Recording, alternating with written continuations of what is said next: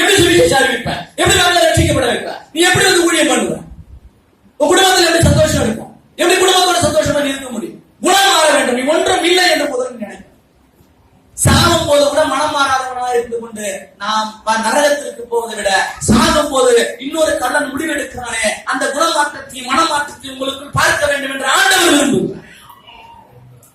அவனுக்கு அந்த குணதோஷத்தினால அவன் கைவிடப்பட்டான். இவன் எவ்வளவு பெரிய ஆசீர்வாதம். என்ன எழுதுறது?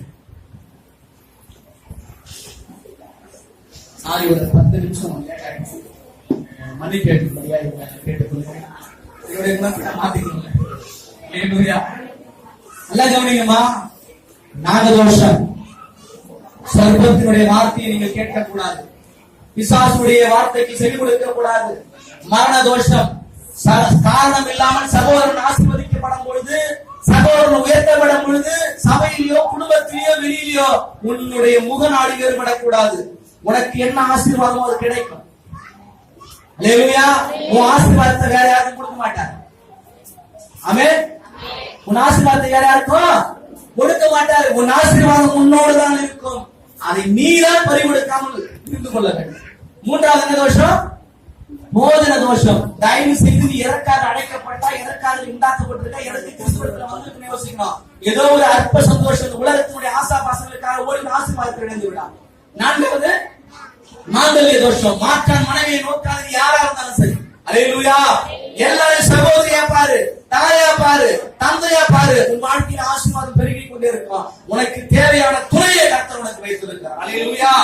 ஐந்தாவது மாங்கல்ய மாப்பிள்ளை தோஷம். யார மாநில சகோதரா இருந்தாலும் சரி, சகோதரனா இருந்தாலும் சரி, ரோட்ல போனா உன்னுடைய அடக்கத்தை பார்த்து அவன் ரட்சிக்கப்பட்டு உள்ளவன். அல்லேலூயா. யார பார்த்தாலும் மாப்பிள்ளை ஆயிடும், யார பார்த்தாலும் மாப்பிள்ளை ஆயிடும், யார பார்த்தாலும் கொண்டாட்டி ஆயிடும். அல்லேலூயா. நீ யாரெல்லாம் நினைக்கிற நீ விட்டுட்டு வந்துருவ, அது உன் கூட வந்துடும்.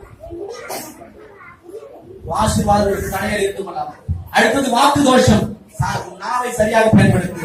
குணதோஷம். நிறைய பேருக்கு மாற மாட்டாங்க. தயவு செஞ்சு நீங்க மாற்றிக்கிட்டீங்கன்னா உங்க வாழ்க்கை ஆசீர்வாதம் இருக்கும். நான் என்ன சொல்றேன்னு சொன்னா, கிறிஸ்துவனாய் நீ வாழ்வதற்கு அடையாளமே உன்னுடைய கேரக்டரைஸ் நீ மாறணும். அன்பு இல்லாத ஒண்ணுமே கிடையாது. என் உயிரை நான் கொடுத்திருக்கிறேன். எவ்வளவு ஆண்டவர் என் மேல அன்பு வச்சிருக்காருன்னா, உயிரை அவன் கொடுக்கிறார். என் உயிரை அவனுக்கு நான் கொடுத்துறேன். இந்த குணம் அவனுக்கு எப்போ வரும்? நான் யார் உயிரை எடுக்க மாட்டேன் சொல்லி கண்களை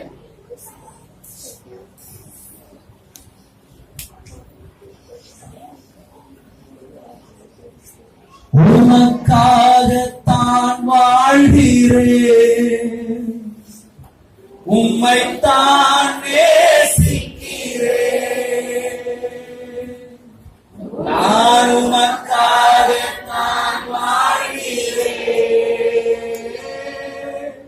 உம்மைத்தான் நேசிக்கிறேன். பலியாகி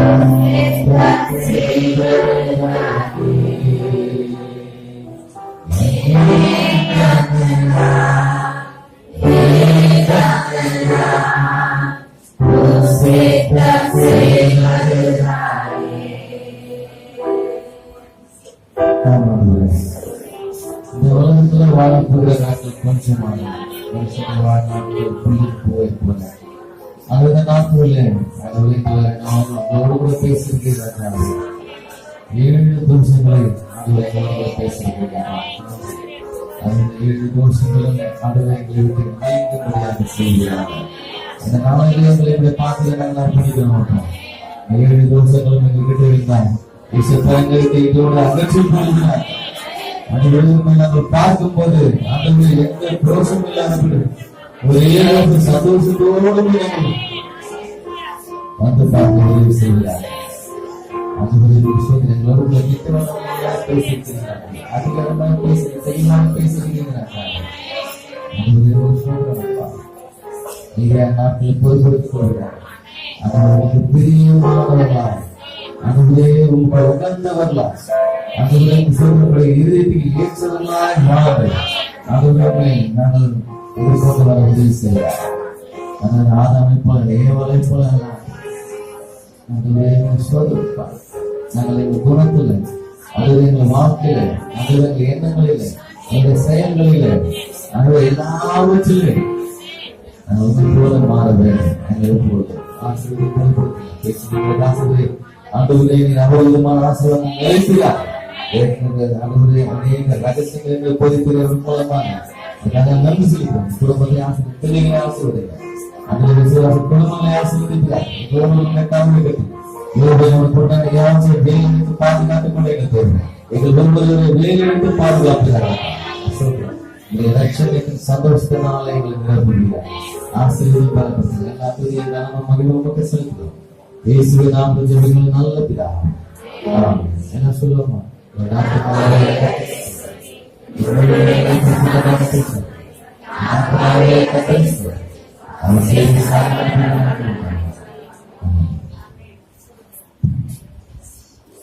ஆசீர்வாதம் கர்த்தராகிய இயேசு கிறிஸ்துவின் கிருபையும் பிதாவாகிய தேவனுடைய பரிசுத்த ஆவியுடைய அன்பின் இன்றும் என்றும் சதா காலம் தங்களுடைய வருகை கொண்டிருக்கும் நம் அனைவரோடும் கூட என்றென்றும் நிலையான நிலைத்திருப்பதாக. ஆமென். தேவனுக்கு மகிமை, தூக்கி எடுத்தார் என்னை, தூக்கி எடுத்தார் இயேசு. Thank you.